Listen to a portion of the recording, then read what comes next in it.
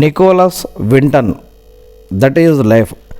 మారణ హోమాలను ప్రపంచం ఎప్పటికైనా మర్చిపోతుంది, కానీ మానవత్వపు పరిమాణాల ప్రపంచం ఉన్నంత వరకు వేస్తూనే ఉంటాయి. ఈ విధ్వంసం నడువ వికసించిన మానవత్వపు పుష్పమే నికోలస్ వింటన్.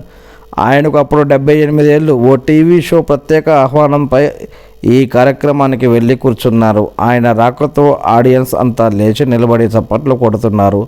కారణం ఏంటంటే వింటన్కి అర్థం కాలేదు.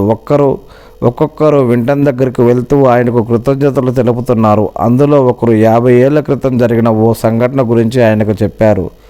అంతే, వింటన్ కళ్ళు చెమర్చాయి. 50 ఏళ్ల నుంచి కడుపులో దాచుకున్న ఓ నిజం తన కళ్ళ ముందు మెదిలింది. 50 ఏళ్ల క్రితం జర్మనీలో నాజీ నియంత హిట్లర్ యూదులను ఊచకొత్తకొస్తున్న సమయం అది. అతనికి క్రౌర్యానికి మృత్యు శిబిరాలలో బందీలై ఎందరో దుర్మరణం పాలవుతున్నారు. ఆ సమయంలో వింటన్ కొందరు యూదులను కలిశారు. బిక్కుబిక్కుమంటూ బతుకుతున్న వారు, మేమెలా పోయినా బాధలేదు, మా పిల్లలను బతికించండి అని అడిగారు. ఆ హృదయ విదారక విజ్ఞప్తులు వింటన్ గుండెను పిండే. ఆ పిల్లల పేర్లు వివరాలు రాసుకుని ఒక్కొక్కరిని అలా 669 మంది యూద జాతి చిన్నారులను ఒంటి చేత్తో కాపాడి దేశం దాటించారట. ఈ సంఘటన గడిచిన చాలా కాలం తర్వాత వింటన్ భార్య గ్రేటే ఓ రోజు ఇల్లు సర్దిస్తున్నప్పుడు అటకపై ఓ పుస్తకం కనిపించింది. ఆ పుస్తకంలో వింటన్ కాపాడిన పిల్లల వివరాలు, ఫోటోలు, ఆ సంఘటనలు వివరాలు ఉన్నాయట.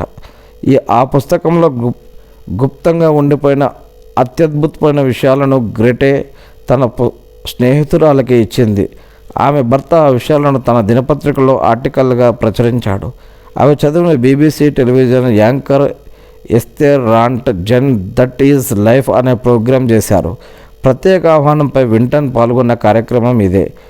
ఆ ప్రోగ్రాంలో వింటన్ రాగానే లేచి చప్పట్లు కొట్టి కృతజ్ఞతలు తెలిపిన వారందరూ 50 ఏళ్ల క్రితం వింటన్ కాపాడిన చిన్నారులే. ఆ ప్రోగ్రాంలో ఒకరు ఆయనకు ఒక ఉంగరం కానుకగా ఇచ్చారు.